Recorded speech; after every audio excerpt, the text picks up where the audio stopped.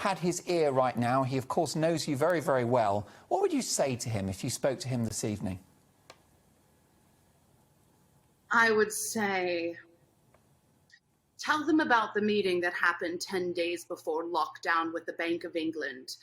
And I want to know how that government was refinanced. Tell them about the crash that already happened that no one's giving ears to, because we're going to hide it as the Fed has been picking up the stock market with BlackRock and other vehicles. Tell them what's really going on. Stop lying to your people. You know why you are where you are. But let's talk about those meetings behind closed doors. Let's talk about what's really going on, because that's not been allowed to be talked about on the media. So let's talk about the new financing, where we're going with this, and what all these lockdowns are really for. Let's talk about why you're shutting down the economy for real. Let's talk about the safety trials. Let's talk about what's going on with these dogmatic scientists. I want you to put your people first. Release this prime minister, and this entire nation gets released along with it. Because the people are the ones who put these people in power.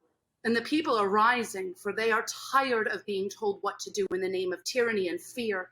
These people are amazing. And I'm very proud of the nation that we have seen. And if you are really wanting to be remembered for anything other than the tyrannical dictator you are becoming, go back to your people and tell them the truth. Stop hiding. No more games. We need the truth.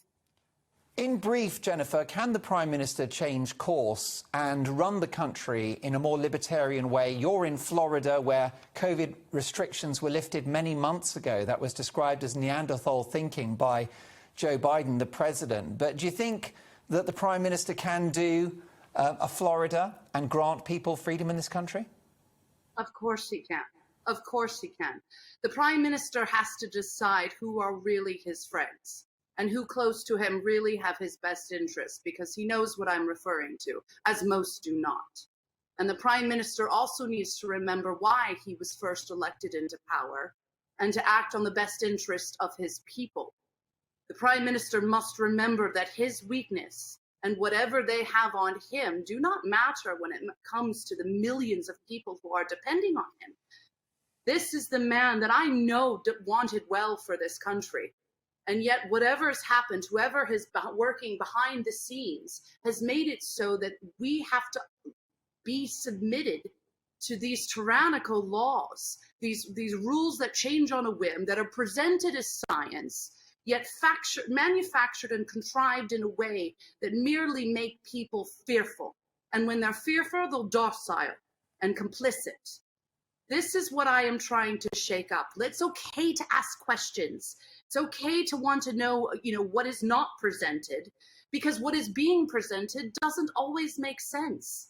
So I wish, me coming out here and speaking to people, speaking to the nation, is to remind them that even though we are all living through this hell, and yes, I've personally been able to watch this on the sidelines of Florida, but it doesn't mean I'm not there with you. My heart is there, my family's there, my friends, my business, everything is right there. Open that country up and allow us to make our lives there.